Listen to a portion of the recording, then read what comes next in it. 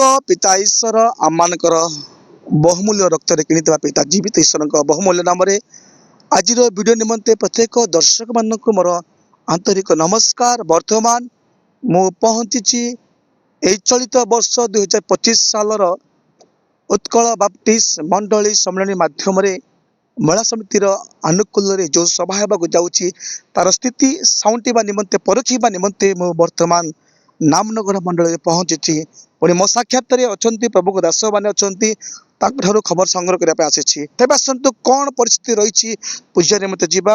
प्रथम आम डिकन महाशय अच्छा सार आम सम्मेलन आम खबर को आपण को प्रेस लॉर्ड करूँ। धन्यवाद प्रभुंकर गौरव हो। प्रभु आम को दया कले आउ 2024 साल जिते बड़े आम मैंने परिड़ा मंडल अरटी पाइलु महिला समिति सम्मेलन 50तम वार्षिक अधिवेशन नामनगर हेबोली से आम प्रार्थना रही। धन्यवाद। यही समय दर्शक मान मु अनुरोध करुच्ची आउ समस्त देखिए आम प्रार्थना करेंगे जो मैंने देखुंट से माने पुनर्बार मु अनुरोध करुच्ची सभा को आसी आमनकर सहभागिता हेबे पुणे आमनकर सहित रही 2 दिन धरी आउ जहा किछि आयोजन करा जायछि सेथिरे मध्ये अंशग्रहण करिवे। निश्चित भाव मान डिकन महाशय कहते जे 2 दिन सभा निमंते समस्त प्राणपण दे चेष्टा चली केमी निर्मित समय काम को शेष करी प्रभु को सेवा कार्य निमंते स्तुतिगान नैवेद्य गौरव करने निमंते वर्तमान काम चली कथा कहले निश्चित भाव। तो ये दुनिया 2 दिन निमंते जहाँ आपणकर विभिन्न चिंता रही जे प्रभु को लोक मैंने आसबे केमी आतिथ्य कौन दायित्ववान कर आतिथ्य सत्कार कौन कले प्रभु को गौरव हो चिंता निश्चित थो।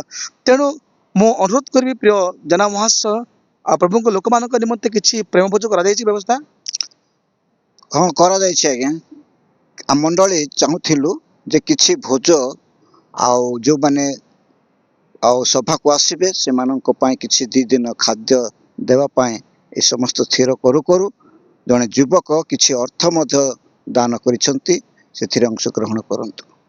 निश्चित भाव आज्ञा कहते जे स्थानीय मंडली उक्त 2 दिनिया खाद्यर व्यवस्था निमंते अनेक अर्थर आवश्यक जहाँ पड़ा आ मंडली नित्य प्रार्थना कर आसु आसु स्थानीय मंडली एक युवक को प्रभु कथा कहले जे 2 दिन निमंते से प्रेम भोजर आरंभ करने निमंते बहुत बहुत धन्यवाद। प्रिय डिकन महाशय आपण आम को किसी समय आम दर्शक मान आपण मंडली बार्ता जन धन्यवाद दूँ। बर्तमान सभा कमिटीर सभापति महाशय आम निकट में अच्छा सार पुनर्बार आपण को आम सम्मेलन आम खबर को स्वागत करुचु प्रेस ग्रहण करुचु। आमर जीवित परमेश्वर नाम धन्यवाद हो। एठा तो समस्त नमस्कार जनाई मु कहवाक जाऊँगी वर्तमान आमर प्रभुंकर अनुग्रह दया हेतु 2 दिनिया सभा में अनुष्ठित करवाक जाऊँ आम एकत्र हो।